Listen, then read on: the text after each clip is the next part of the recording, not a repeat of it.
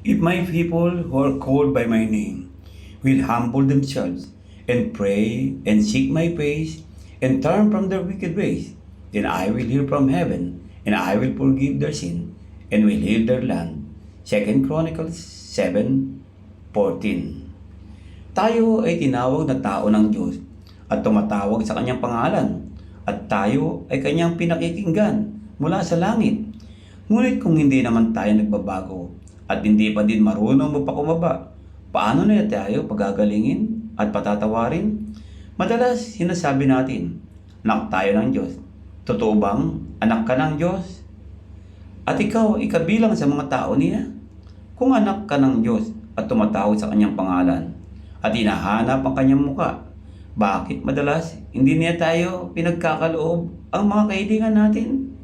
Ang dahilan ay patuloy pa din tayong gumagawa ng kasalanan at nagmamataas.